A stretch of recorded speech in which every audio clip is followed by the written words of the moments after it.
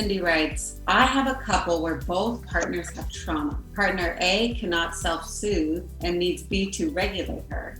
Partner B feels like he's always giving to people and it's never enough, which makes him feel inadequate, and so he gets frustrated. Clients can see the cycle but can't get out of it. They want specific steps or strategies. What do I do? Such tight spots. So I would encourage Cindy to increase her role as each partner's temporary attachment figure. Give them each more of what they need rather than partner A. And I realize it's just one session a week, and these partners A and B have lots of other hours where they're together. So self-soothe is a little bit of an oxymoron, or a word that doesn't quite describe what we wanted to describe. Self-soothe is not really about the self. Self-soothing is about calling on a safe attachment figure in our mind's eye, if nothing else, to load share with, even in our own mind and heart. It's really not only the self-soothing the self, which Jim Cohn and other scientists will talk about the impossibility of that.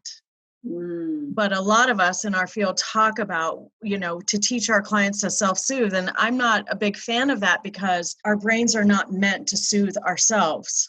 But in a catastrophe, in an acute crisis situation, ideally we call on our loved ones, alive or dead. We call on our supportive resources to help us navigate an intense situation. So partner A needs to temporarily rely on other attachment figures, while Cindy also increases her role as partner B's temporary attachment figure to help antidote his frustration of feeling inadequate. So it's good they can see the cycle.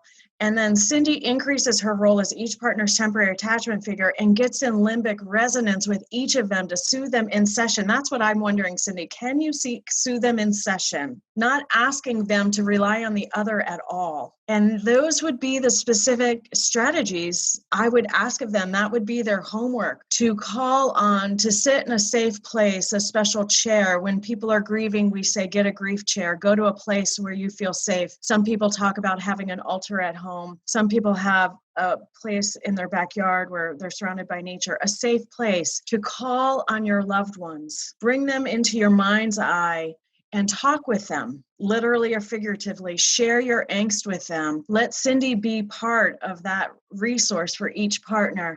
And so she increases her role as each partner's temporary attachment figure, provide more of the attachment needs for each partner, and then over time, they should be able to be there for the other. So in stage one, which is where I think that we are, this question seems like a stage one question, the therapist will really sort of take on that role of the temporary attachment figure for each of them.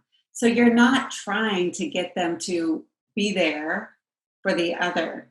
You accept that they can't be right now, and you're trying to be with each of them as individuals. And so ultimately you build that up inside of them. Yeah, because it feels to me, I could be wrong, but it feels to me based on Cindy's question that when they try to be there with each other, it puts them in the negative pattern. Yes, that's what it sounds like to me too. Yeah. So it's just too soon to ask them to be there for each other. And sometimes we'll literally say, it's too soon, knowing we're working on it and knowing I've got your backs and I'm with each of you. I'm not asking you. I don't think you should be trying to rely on the other. We're too escalated. We're too raw. I said a version of this to a couple yesterday. You're both like raw, exposed raw nerves. Yes. And there's no way. You try to reach each other and you try to meet the other one's need and you end up bumping and it hurts more. So I need you to kind of take a deep breath, give each other a little space, temporary amount of time, short-term temporary. This is not a long-term solution, but just so I can increase my role as each person's temporary attachment, wedge myself in with one partner or another or both in the sessions, maybe increase the frequency of the sessions if that's at all an option. Would you say, hey, you guys, I want to step in as your temporary attachment figure, and this is what that means? I need to. This is what's required of the process. You guys have gotten too raw. You've tried so hard for so long. I appreciate your efforts. It probably has worked, but now it's not working. You're too exhausted. The partner A who can't self-soothe, she's probably in a panic, a low grade, or maybe worse than low grade panic, which means self-soothing feels like an impossibility, even more so. And then he's in a low grade, constant frustration of feeling inadequate. Like their best efforts it's too risky to ask them to try to do that right now for each other. That makes a lot of sense. Yeah.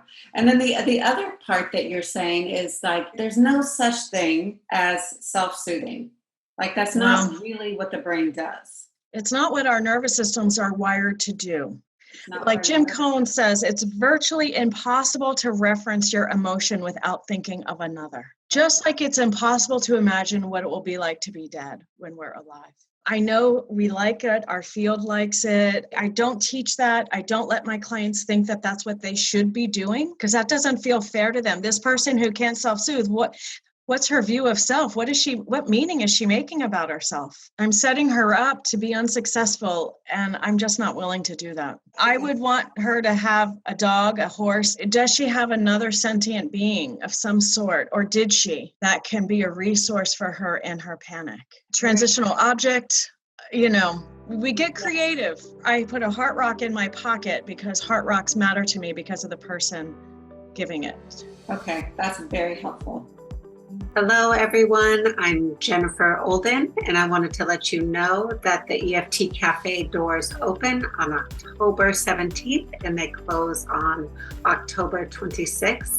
So for more information and to register, go to www.theeftcafe.com. Can't wait to see you there. Bye-bye.